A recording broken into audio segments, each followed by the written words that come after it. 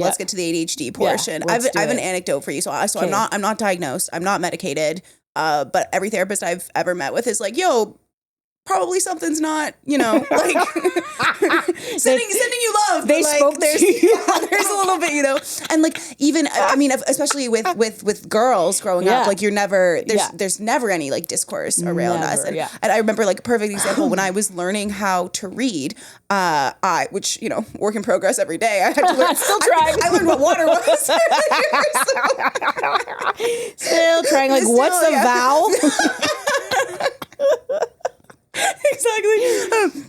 Well, when I was learning how to read, it was, for like kids' book, there's like a picture and then there's the words, right? Or sometimes it's mixed both. I remember I was sitting on one side of the teacher and she was like, "Can you read this to me, Hillary?" And I was like, I was on the side of the picture. And so I was like, oh, well, that guy's going to that house. Like, I made up my own story that was surely much more interesting than whatever the author wrote. But I made up my own story on the picture.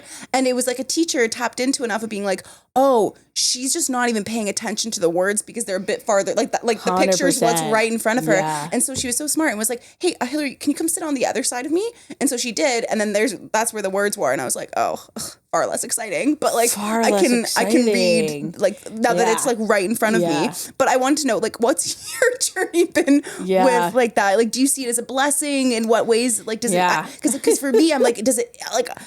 That's where I think like the juice of like being funny and creative comes 100%. From too. But I think it's gotten a bad rep, especially because we're living in a world now where it's just like any kid who's boisterous is now ADHD. Right. Here's medication. Here's meth. Yeah. Like, good luck. It's like, good luck with your brain evolving. Right. Like, of course, that's what that part I don't like. But I do think with support and like for me, the biggest thing was being able to advocate. My parents really instilled that in me. So that's how I was able to be like, hey, I don't do well on exams because I get anxious. But if you quiz me in person or you let me do a presentation, I'm going to show you that I have the information in my head. And did you have a diagnosis as a kid that helped? Yeah, in grade like 4. Okay. So in grade 4, I was diagnosed. Wasn't on medication, but just something to be aware of. Then in grade 10, I was like flunking out of high school. And the principal was like, yeah, put her on ADHD or Ritalin, whatever. Oh. Yeah. So my parents reluctantly obliged. And I was on it for 3 months. And I remember just not feeling like myself. I remember feeling the way I described it to my parents was, I think I said like, I don't have access to my emotions. Oh. That's how I described it. Huh. Yeah. That's so what like it felt like. You weren't feeling like highs and lows and like you were just kind of. I was just chill. Like, But I was like, I know I can see them there, but I can't like, it's almost like funny, happy. Like through a shower curtain. Like you can like see it, but you can't like grasp it. Exactly. Yeah. So then I was like, I'm just going to stop taking it. Which we're not saying just drop your meds if it's not, No, like I had the support of my doctor and my parents, But I was like, okay, so if I looked at it, I worked my way backwards. I was like, if they think I need this because I'm failing school, then if I stop failing, they won't think I need this. So it put this little bit of a fire under my butt to be like, okay, let me show you. You think I can't do this? Then I'll find a way to do it in my way. And then it fired me up. And was this your soloist, like, imposter? I think it was just like, it was doubt. It was almost one of those like, doubt me and let me prove you wrong. So then the next year I got Most Improved Student Award.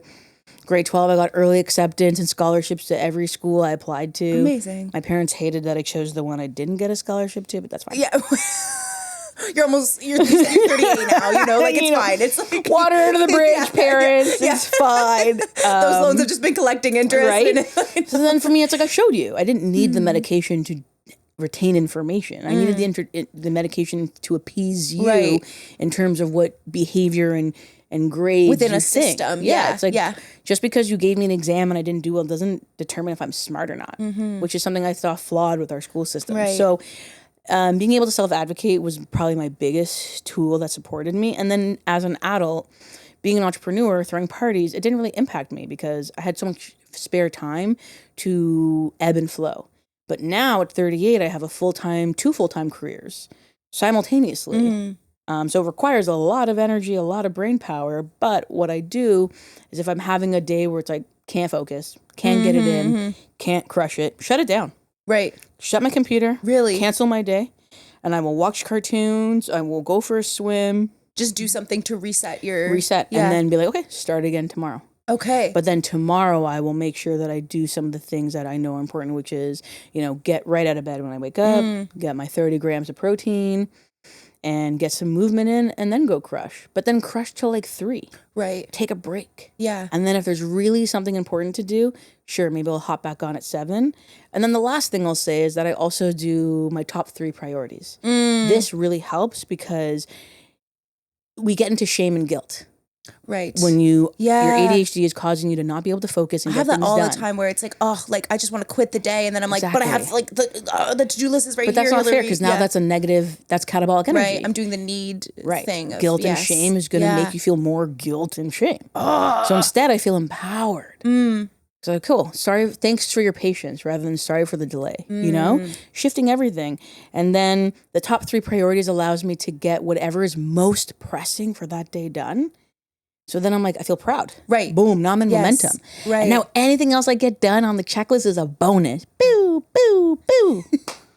And then if I clock off at 3, it's like, who cares? Yeah. Because I got the most important things done. Well, and that's the side that I think people don't talk enough about with ADHD is like, I could waste 3 days, but I could do 3 days of work in one afternoon if I just believe in myself enough. And literally, it's like, ooh, that thing I was avoiding for 2 weeks took me 20 minutes. I know. There's this one woman, I don't know if you've seen on TikTok, who does these videos where she's like, how long does it take? Like, and she, I've seen her, and I'm like, I can't remember her name. So comment below if you remember her name. Even cleaning, like someone tell me you're coming over. Yeah. Get that cleaned in 2 minutes. Otherwise, I will avoid it for weeks. Okay, so here you're an advocate of people pleasing then. Like where you're like, I think all things in balance. All things in balance.